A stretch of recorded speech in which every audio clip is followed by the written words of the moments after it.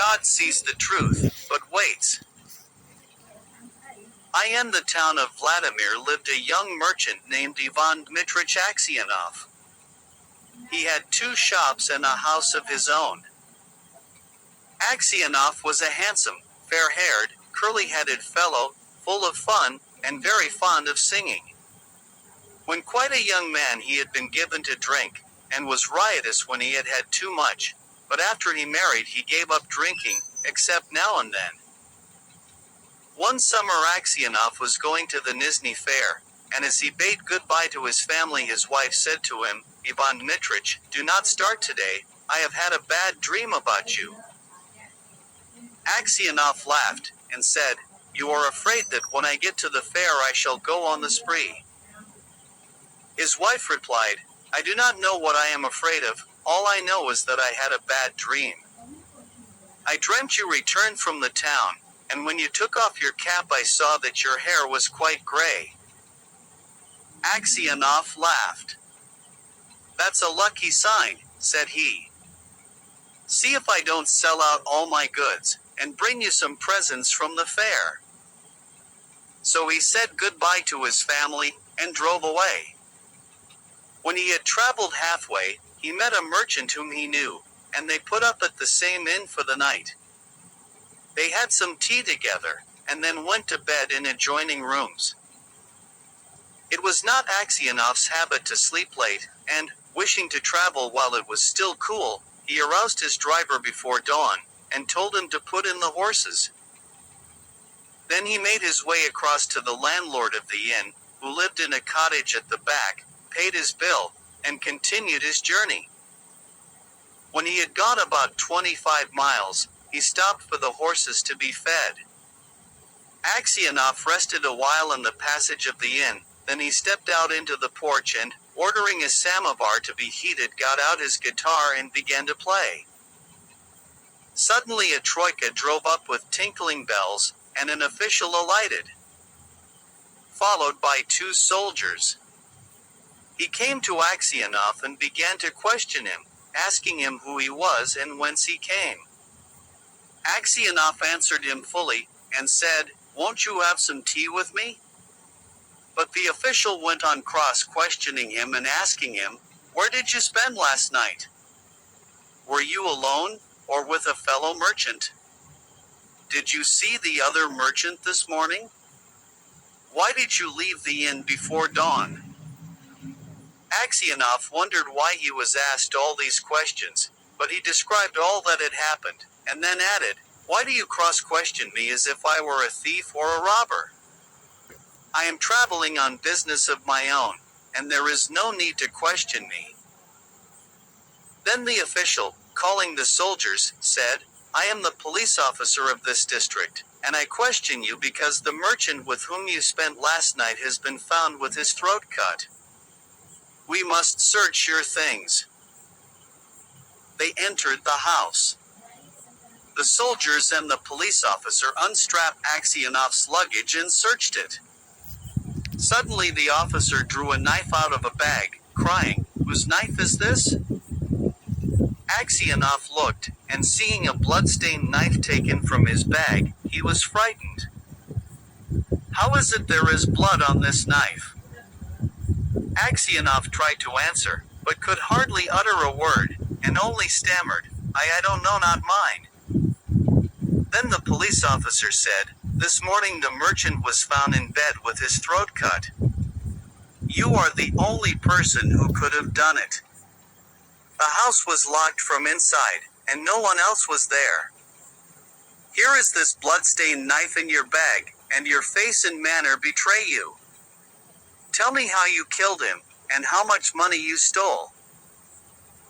Aksyonov swore he had not done it, that he had not seen the merchant after they had had tea together, that he had no money except 8,000 rubles, 3 of his own, and that the knife was not his.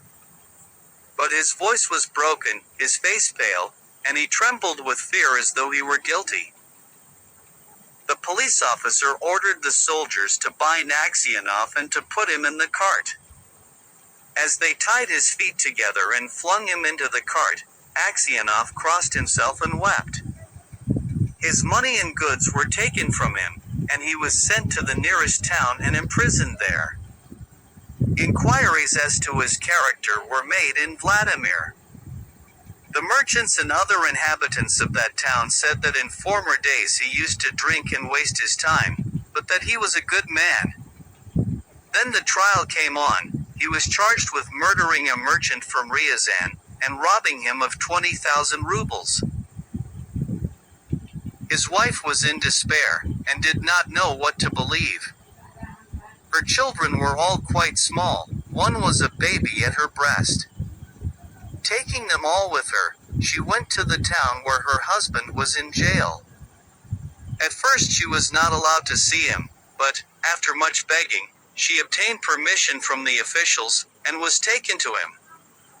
When she saw her husband in prison dress and in chains, shut up with thieves and criminals, she fell down, and did not come to her senses for a long time. Then she drew her children to her, and sat down near him. She told him of things at home, and asked about what had happened to him. He told her all, and she asked, "What can we do now?" "We must petition the Tsar not to let an innocent man perish." His wife told him that she had sent a petition to the Tsar, but that it had not been accepted. Aksyonov did not reply, but only looked downcast. Then his wife said, "It was not for nothing I dreamt your hair had turned gray. You remember? You should not have started that day." And passing her fingers through his hair, she said, "Vanya dearest, tell your wife the truth. Was it not you who did it?" "So you, too, suspect me," said Aksyonov, and hiding his face in his hands, he began to weep. Then a soldier came to say that the wife and children must go away, and Aksyonov said goodbye to his family for the last time. When they were gone, Aksyonov recalled what had been said, and when he remembered that his wife also had suspected him, he said to himself, "It seems that only God can know the truth. It is to him alone we must appeal, and from him alone expect mercy." And Aksyonov wrote no more petitions, gave up all hope, and only prayed to God. Aksyonov was condemned to be flogged and sent to the mines. So he was flogged with a knout, and when the wounds made by the knout were healed, he was driven to Siberia with other convicts. For 26 years Aksyonov lived as a convict in Siberia. His hair turned white as snow and his beard grew long, thin, and gray. All his mirth went. He stooped, he walked slowly, spoke little, and never laughed, but he often prayed. In prison Aksyonov learned to make boots, and earned a little money, with which he bought the lives of the saints. He read this book when there was light enough in the prison, and on Sundays in the prison church he read the lessons and sang in the choir, for his voice was still good. The prison authorities liked Aksyonov for his meekness, and his fellow prisoners respected him. They called him grandfather, and the saint. When they wanted to petition the prison authorities about anything, they always made Aksyonov their spokesman, and when there were quarrels among the prisoners they came to him to put things right, and to judge the matter. No news reached Aksyonov from his home, and he did not even know if his wife and children were still alive. One day a fresh gang of convicts came to the prison. In the evening the old prisoners collected round the new ones and asked them what towns or villages they came from, and what they were sentenced for.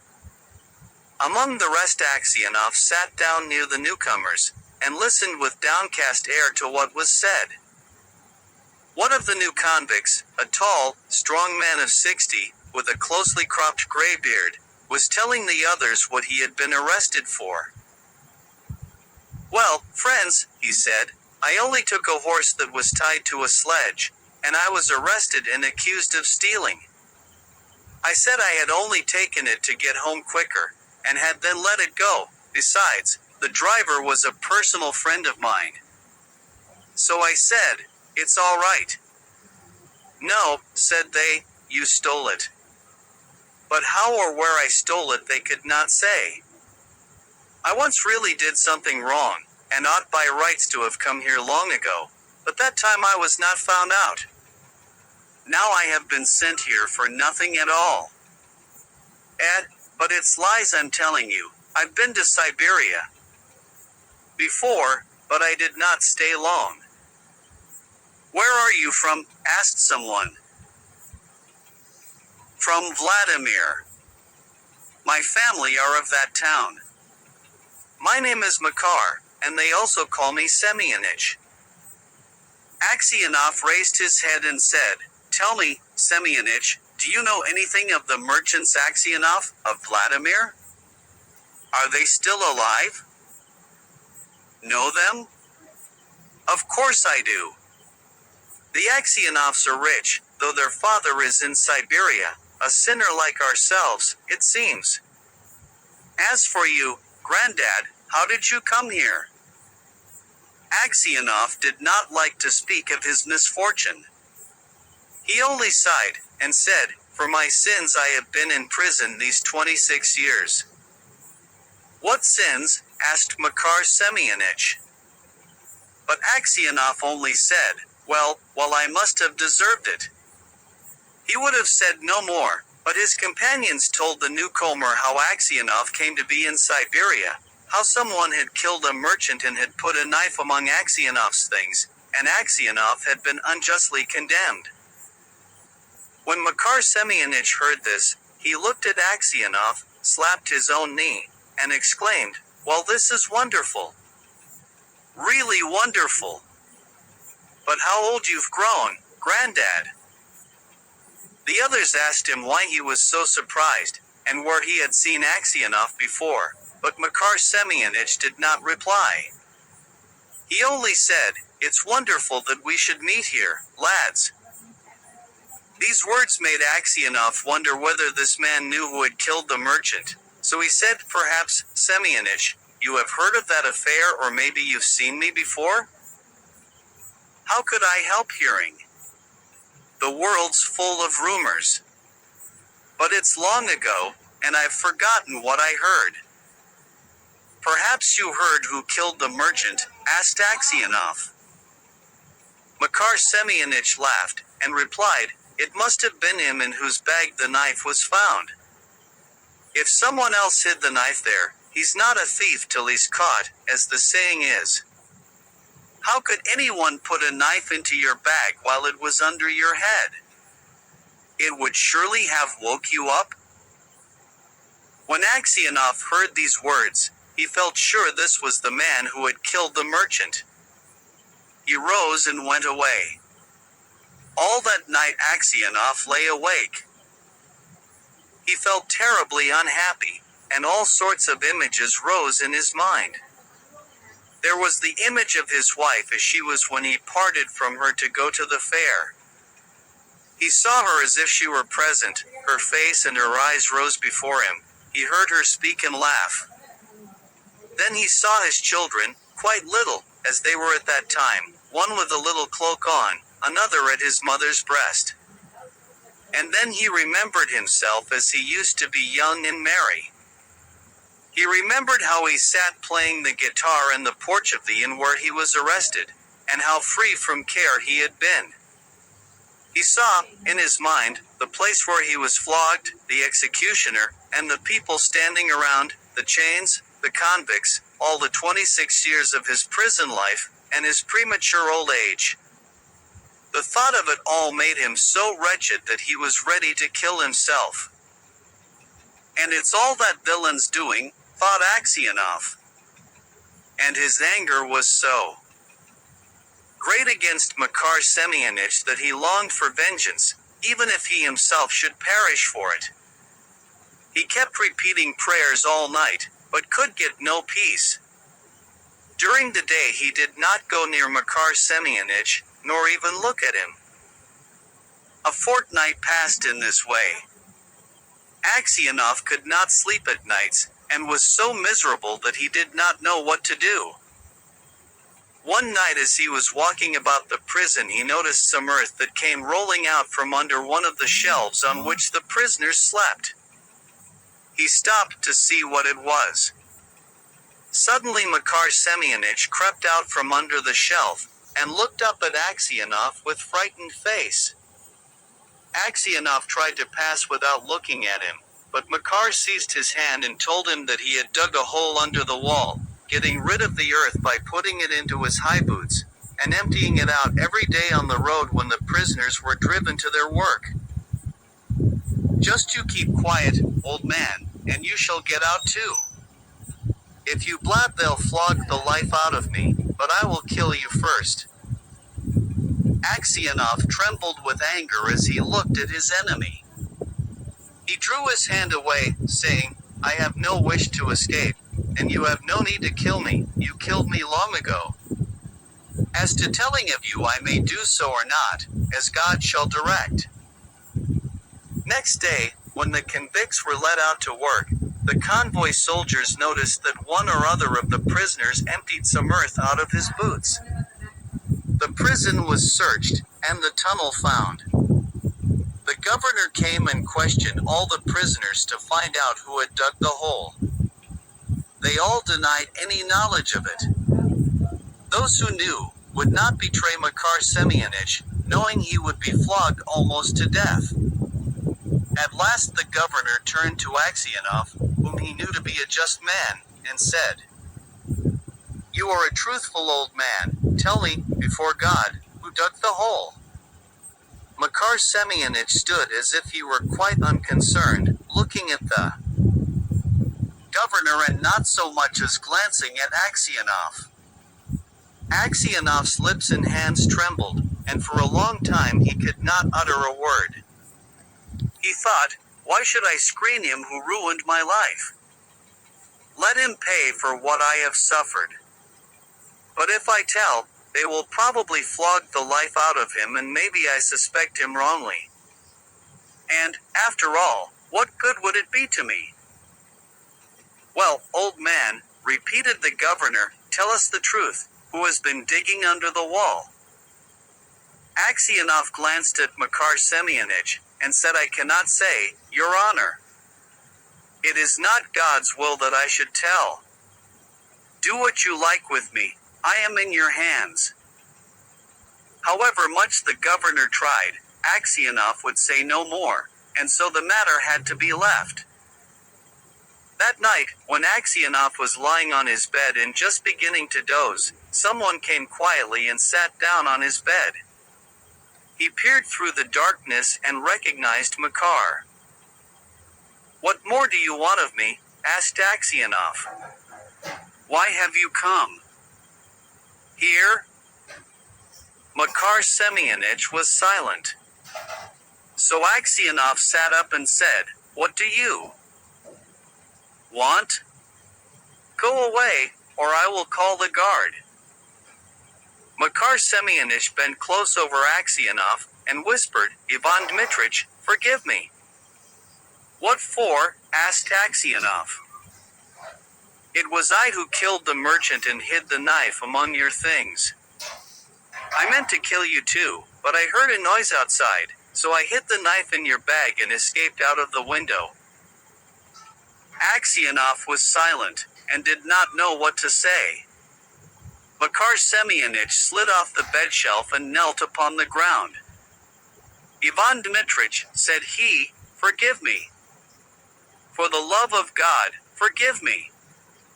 I will confess that it was I who killed the merchant, and you will be released and can go to your home. It is easy for you to talk, said Aksyonov, but I have suffered for you these 26 years. Where could I go to now? My wife is dead, and my children have forgotten me. I have nowhere to go. Makar Semyonich did not rise, but beat his head on the floor. Ivan Dmitrich, forgive me, he cried. When they flogged me with the knout, it was not so hard to bear as it is to see you now, yet you had pity on me, and did not tell. For Christ's sake forgive me, wretch that I am. And he began to sob. When Aksyonov heard him sobbing, he, too, began to weep. God will forgive you, said he. Maybe I am 100 times worse than you. And at these words his heart grew light, and the longing for home left him. He no longer had any desire to leave the prison, but only hoped for his last hour to come. In spite of what Aksyonov had said, Maker Semyonich confessed his guilt. But when the order for his release came, Aksyonov was already dead.